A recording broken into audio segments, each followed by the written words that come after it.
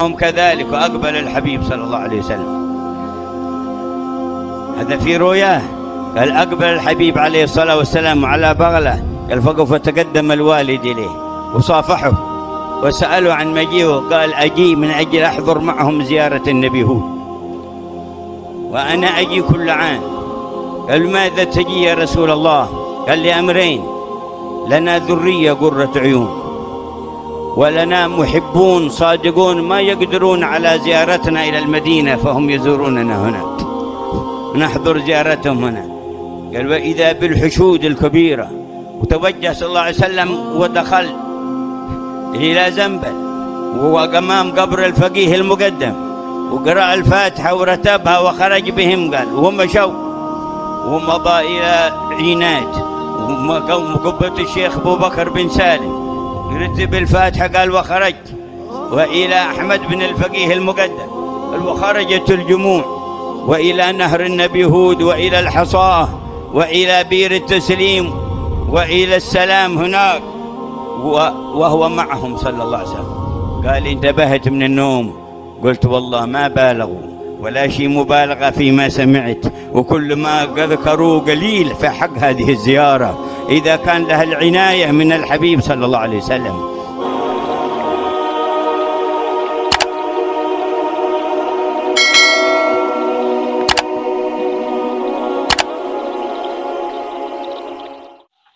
Saudara-saudariku semuanya yang berbahagia, sesuai dengan tema malam hari ini kita akan membahas tentang apa yang sudah disampaikan ya oleh Habib Umar bin Hafid, bahwa beliau mengatakan setiap tahun itu Rasulullah Nabi kita Muhammad SAW itu selalu rawuh bersama dengan kami ya, kita ini kan di Tarim sana itu kan ada acara rutinan tahunannya, ziarah ke makam Nabi Hud alaihissalam. Terus Rasulullah juga bersama dengan rombongan peziarah tersebut. Tidak hanya waktu menziarahi makam Nabi Hud saja, tapi juga makam para pembesar kaum Ba'alawi yang ada di sana, bahkan yang dimakamkan di daerah Zambal Tarim sana. Waktu ziarah ke makam Muhammad bin Ali Al-Faqihil Muqaddam juga begitu. Waktu berziarah ke makam Habib-habib yang terkemuka di antara mereka, juga Nabi kita Muhammad SAW menghadiri bersama-sama dengan mereka dalam acara ziarah tersebut. Nah inilah yang kadang bisa diterima oleh kalangan tertentu, tapi mayoritas belum bisa diterima oleh orang-orang yang belum pada tingkatannya. Tetapi orang yang pada tingkatan awam ini tidak serta-merta divonis, oh kamu belum mampu menganalisanya, tidak seperti itu. Kita kembalikan ke ajaran yang murni dan normal-normal saja. Apakah ada amaliyah ya yang telah dan biasa dilakukan oleh mereka itu benar-benar membawa maslahah, baik untuk internal mereka ataupun eksternalnya? Ternyata kan ya tidak. Padahal agama Islam itu rahmah bagi seluruh alam. Maka ketika kita melihat dan mendengar ucapan yang keluar dari lisan seorang yang terkenal sekalipun, selevel Habib Umar bin Hafid sekalipun, kita tidak boleh mempercayainya begitu saja. Karena jika dilihat dari sisi sejarah pun, makam Nabi Hud itu pun ya hanya sekedar berdasarkan qorinah wal mukasyafah, tidak berdasarkan penemuan yang hakikah. Asli memang makamnya di situ tidak. Karena ada beberapa versi Nabi Hud itu ada di Wadi As-Salam Najaf, Irak, dan ada yang mengatakan lagi berada di sebelah selatan masjid yang ada di Damaskus, Syria. Bermacam-macam, dan bahkan ada yang mengatakan di Yordania, macam-macam. Lah, intinya karena Nabi Hud itu Nabi yang usianya terpaut lama ya, jaraknya, zamannya dengan Rasulullah SAW, maka sulit untuk ditemukan makamnya. kecuali makam Nabi Ibrahim itu masih ada di daerah Hebron, Palestina. Makam kuburan, bukan makom tempat takhidhu makomi Ibrahim musola yang ada di dekat Ka'bah, itu makom tempat berdiri, ya, isim makan dari kata-kata koma yakumu, ya. Makom, tempat berdirinya Nabi Ibrahim ketika membangun bangunan Ka'bah, itu makom. Tapi kalau yang makamnya itu di daerah Hebron, Palestina, Yerusalem. Nah, kalau makam Nabi Hud itu lebih lama lagi. Ceritanya bumi itu dijungkir balikkan, ya. Ada angin ribut yang dahsyat luar biasa, gempa, ya, yang menenggelamkan, ya, kota-kota para umatnya. Terus akhirnya kok tiba-tiba Nabi Hud itu ditemukan makamnya, itu bagaimana? Inilah hasil dari penemuan dari para kaum penganut tasawuf, khususnya Thariqah Alawiyah. Di dalam akun YouTube-nya itu ada Thariqah Alawiyah di Hadramaut. Kaum Ba'alawi yang memiliki metode dalam pendekatan dirinya kepada ilahi yang berkembang di daerah Hadramaut, Yaman, provinsi. Kalau dibawa ke Indonesia ini, menurut Habib Lutfi bin Yahya, katanya semua thariqah yang paling bagus adalah Thariqah Alawiyah. Bisa mengalahkan Thariqah Naksabandiyah, Qadiriyah, Syadziliyah, Satoriyah, ya, dan thariqah-thariqah lainnya. Nah, ini Thariqah Alawiyah. Tidak berkiblat pada Sayyidina Ali karramallahu wajhah, tetapi berkiblat pada Alwi bin Ubaidillah. Jadi harus jeli dalam membedakan ini, sampai Nakobatul Ashraf dunia pun bisa terkecoh kok. Khususnya Nakobah Ashraf yang ada di Turki, Istanbul sana, itu bisa terkecoh. Dikira Alawiyah, Robitoh Alawiyah. Oh, berarti Alawi bin Ubaidillah itu. Oh, enggak, itu berarti Ali bin Abi Thalib karramallahu wajhah. Pemahamannya seperti itu. Padahal enggak. Robitoh Alawiyah itu adalah ikatan, perhimpunan, perkumpulan keturunan Alwi bin Ubaidillah. Nah, ini bisa terkecoh gara-gara nama Alawiyah. Nah, termasuk di antara thariqah Alawiyin atau Alawiyah, para habaib Alawi itu ya berkembang sejak dulu, ada di daerah provinsi Hadramaut, Yaman itu. Di antara tokohnya yang sangat terkenal dan didewa-dewakan oleh Habib Alawi adalah Habib Umar bin Hafid. Habib Umar bin Hafid. Nah, Habib Umar bin Hafid sendiri ya pernah berkhutbah seperti yang penjenengan lihat nanti di deskripsi videonya, bahwa setiap tahunnya itu Rasulullah SAW itu datang turut berziarah bersama dengan mereka ke makam Nabi Hud alaihissalam. Dan bahkan ada cerita lagi ketika para peziarah makam Nabi Hud melihat makamnya yang terbelah itu, Nabi Hud duduk di situ, lalu bisa bercengkrama, ya semacam-macam lah. Ini penglihatan secara mukasyafah, tidak bisa dijelaskan secara syariah, apalagi ilmiah, ya nggak masuk dalam kategori itu. Inilah yang membuat thariqah Alawiyah itu perlu dikoreksi, tidak sesuai dengan standar thariqah An-Nahdiyah Al-Mu'tabaroh yang sudah disepakati oleh para pendiri Nahdlatul Ulama. Jam'iyah thariqah An-Nahdiyah atau Jatman, ya, kalau kemasukan thariqah Alawiyah ini bisa ambiar bisa ambiar. Yang disepakati ya thariqah, ya mungkin Qadiriyah, Naksabandiyah, Rifaiyah, Syadziliyah, yang sudah ada itu aja. Metode thariqah sekarang itu yang paling bagus thariqah apa? Thariqah 4 ini loh. Aliman, muta'aliman, mustami'an, muhibban. Jadi nggak perlu macam-macam, karena thariqah itu kalau sudah kadung di baiat itu sulit untuk bisa keluar dari tempurung. Akhirnya yang terjadi adalah fanatisme buta, bagai kata dalam tempurung. Ya sama seperti itu tadi, lapo ketika soro-soro. Kita kepingin kebal, Ya, nggak perlu kita memanggil jin ya yang melindungi kulit kita, nggak perlu sekarang. Yang penting kita berlaku benar ya dan banyak uangnya. Itulah orang yang kebal, orang yang sakti mandraguna. Jangan berlaku dosa, jangan berbuat salah, korupsi dan lain sebagainya. Insya Allah kita ini akan kebal atau jaduk ya. Ya. Saking papak palune pandi. Jadi nggak perlu kita macam-macam. Karena apa? Kalau kita mengamalkan ilmu kekebalan itu ya nggak akan bisa kaya, nggak akan bisa alim. Otak kita tumpul karena ilmu kanuragan itu.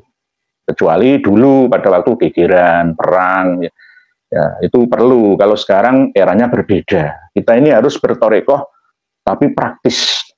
Torekoh 4 itu tadi. Aliman, muta'aliman, mustami'an, muhibban. Intinya adalah torekoh yang bisa memudahkan kita masuk surga dunia sampai di akhirat ya 4 itu. Sesuai dengan hadis Nabi yang lain, man salaka torikon yaltamisu fihi ilman sahalallahu lahu torikon ilal jannah. Kan itu. Barang siapa suluk torekoh lah bahasanya man salaka. Man sapa wonge salaka ngambah torikon ing dalan. Ini biasanya diartikan suluk torekoh. Barang siapa menempuh jalur atau metode ya yang dimana dalam metode itu dia bisa menghasilkan ilmu. Jadi kan pun aliman, muta'aliman itu, au mustami'an muhibban itu. Maka sahalallahu lahu thoriqan ilal jannah. Maka Allah akan memudahkan ia dalam menempuh dan merasakan memasuki alam kebahagiaan jannah di dunia yang menghantarkannya masuk surga di akhirat. Man salaka thoriqan yaltamisu fihi ilman sahalallahu lahu thoriqan ilal jannah. Itulah thoriqah yang mutabaroh saat ini lah ya. Kalau memang mau masuk thoriqah mutabaroh ala an-nabiyah misalkan jadman ya monggo, gak masalah, saya nggak melarangnya. Yang penting metode-metode itu tidak sampai mengganggu ya kita untuk terus belajar. Kadang-kadang thoriqah tertentu itu kan menutup diri dan komunitasnya dari informasi luar, dari orang lainnya, dari ulama lainnya. Itulah yang membuat thoriqah tersebut bukan thoriqah yang mutabaroh, tapi ghairu mutabaroh. Kalau jadman, jamiah thoriqah an-nahdiyah itu jelas mutabaroh, tergantunglah mursyidnya masing-masing. Lah thoriqah yang ghairu mutabaroh atau setengah mutabaroh alawiyah ini, apalagi thoriqah alawiyah ala ba'alawi, diantaranya apa yang seperti disampaikan oleh Habib Umar bin Hafid tadi. Itu tidak masuk di akal yang sihah. Jadi wong makamnya Imam Nabi Hud itu tidak di situ. Kalau toh memang di situ itu mungkin berupa prasasti atau ya monumen lah, tapi dibentuk seperti bentuk makam. Memang sudah ribuan tahun yang lalu makam itu ditemukan. Ada manuskripnya, ada. Saya menelusuri ada manuskripnya. Bahkan Muhammad bin Ali Al-Faqihil Muqaddam itu dulu ya sering ziarah ke makam Nabi Hud tersebut. Ini terekam dalam kitab Syarhul Ainiyah. Ada kitab Syarhul Ainiyah. Bahkan saya sudah mutalaah ini 5 menit sebelum live ya. Karena untuk menanggapi pertanyaan panjenengan, tapi ternyata pertanyaan jenengan itu malah hilang semua. Ya mohon dimaafkan, sekali lagi dimaafkan. Wa kana Sayyiduna Al-Faqih radhiyallahu anhu yaqul ana li ahli baladi kal ghaith. Muhammad bin Ali Al-Faqihil Muqaddam, ya, katanya itu waliullah yang super lah, Superman. Wa kana yaqulu alayya minal qara ila qabri Hud alaihi salam ya'ni fi syafa'ah. Jadi sangat-sangat menyanjung dirinya sendiri dan disanjung berlebihan oleh orang lain. Wa qala Said Az-Zaid At-Taqi Al-Abid Muhammad bin Ali bin Umar Ba'alawi lam yamut ahadun minas sada Ali Ba'alawi illa waqad aslahalahu Al-Faqih Muhammad bin Ali bin Ba'alawi manzilahu. Lain loh. Yang dipakai, yang dipegang oleh thoriqah alawiyah itu seperti ini. Seorang sayyid yang sering berzuhud, yang bertakwa, yang ahli ibadah. Wa qol as-sayyid az-zahid at-taqi al-abid. Siapa namanya? Muhammad bin Ali bin Umar Ba'alawi. Beliau berkata, tidak ada seorang pun dari golongan sayyid keluarga Ba'alawi, ya, kecuali ketika dia mati itu sudah disediakan, ya, diluluskan jalannya oleh Muhammad bin Ali Al-Faqihil Muqaddam, ditempatkan di tempat yang di alam barzahnya itu, ya di surga lah, ya, di satu rumah yang mewah. Ini bahasanya itu seperti itu, bahasanya seperti itu. Nah ini kan berlebihan. Bahkan ada lagi perkataan dari Syekh Soleh Muhammad bin Said bin Umar Balhaf dari ayahnya Said ya, ma shallaina ala janazatin. Kami tidak menyalati jenazah illa wa Syekh Muhammad bin Ali ya Al-Faqihil Muqaddam yusolli ma'ana. Kecuali Muhammad bin Ali Al-Faqihil Muqaddam itu turut serta sholat bersama kami. Bihusni niat yang maksudin ba'da wafati, walaupun Muhammad bin Ali Al-Faqihil Muqaddam itu sudah wafat. Bisa nyolati, ikut sholat berjamaah dengan kami. Ya, aneh kok enggak? Nah, ini Thariqah Alawiyah namanya. Termasuk yang ditempuh oleh Habib Umar bin Hafid. Ya, mudir pondok pesantren Darul Mustafa Tarim. Lah, panjenengan sendiri yang menilainya. Saya tidak mengatakan beliau kafir atau munafik atau zindik, tidak. Saya hanya menyampaikan apa yang telah sering kita dengar dan kita lihat di lapangan. Siapa beliau sebenarnya? Ini seorang habib yang domisilinya ada di daerah asal usulnya para habib yang ada di Indonesia. Ya seperti ini. Ya di Indonesia dia malah nemen. Karena ada kitabnya, ada pegangannya, ada rujukannya. Bahkan ini ceritanya lagi, Muhammad bin Ali Al-Faqihil Muqaddam itu ketika bertemu dengan Nabi Hud itu tidak harus di tempat yang sepi sendiri, misalkan di lapangan atau di hutan atau di tepi lautan, itu enggak. Wa bainama huwa radhiyallahu anhu jalisun ma'a ashabi idza ja'a al-Khidir alaihissalam mutamatsilan fi surati Badawi loh. Kayak Kanjeng Nabi Muhammad SAW ketika mau diajari oleh malaikat Jibril tentang akhbirni anil Islam, akhbirni anil iman, akhbirni anil Islam, wa akhbirni anis sa'ah. Hampir sama. Jadi Nabi Khidir ini yang mendatangi. Balya Ibnu Mulkan. Lah kalau menurut saya, Thariqah saya, 4 tadi, aliman, muta'aliman, mustami'an, muhiban itu, Nabi Khidir itu sudah meninggal dunia. Balya Ibnu Mulkan itu sudah meninggal dunia. Yang hidup itu jiwanya. Nabi Isa alaihissalam sudah meninggal dunia, yang hidup jiwanya. Nabi Hud alaihissalam sudah meninggal dunia, yang hidup jiwanya di alam keabadian, di dimensi yang lebih tinggi dari dimensi kita manusia. Karena di sana waktunya tak terhingga dibandingkan dengan waktu yang berputar, matahari yang kita kelilingi, kita tawafi bersama dengan 8 miliar penduduk di bumi. Setiap sehari semalamnya sampai setahunnya muter terus ketemu 365 hari itu. Setahun, 2 tahun dan seterusnya. Di sana perputaran waktu sangat lambat, ya 1:1000. 1000 tahun sini, 1 hari sana. Nah ini akan kita bahas pada waktu yang lain. Jadi ketemu langsung Nabi Khidir itu nyamar fi surati Badui. Wala rosi Zabid faqoma sayyiduna al-faqih wa akhadha Zabid min rosi wa akalahu. Fa'ajabu wa sa'aluhu man huwa faqala Muhammad bin Ali Al-Faqihil Muqaddam menjawab Al-Khidir alaihissalam. Enak. Ketemu Nabi Khidir itu enak gitu. Ya karena waliullah tingkat tinggi ngalai si Abdul Qadir Al-Jailani. Nah inilah Thariqah Alawiyah. Kalau menurut Thariqah saya yang 4 itu tadi, bahwa Habib Umar bin Hafid itu perlu dinasihati. Bahkan di channel itu beliau dikatakan ad-dajjal. Mohon maaf, jangan nanti bisa lihat nanti saya tampilkan di deskripsi. Ya. Ad-dajjal, as-sufiyah di Hadramaut, al-alawiyah atau al-alawiyin di Hadramaut. Terus di situ sebelumnya kan ada ad-dajjal, penipu, penipu. Jadi dajjal itu bisa menyaru ya seperti orang soleh, ya berjubah. Ya. Pertama-tama ngaku wali, orang soleh. Lalu setelah itu ngaku jadi nabi. Setelah itu ngaku jadi Tuhan. Itu bahayanya ya, dajjal abad ini dengan abad yang lalu itu berbeda orangnya. Dia adalah sebuah sistem yang masuk dalam setiap raga manusia. Di setiap masa, di setiap negara. Itu ada. Dan bahkan perwakilan atau pengikut-pengikutnya juga ada di sekitar kita, para penipu-penipu itu.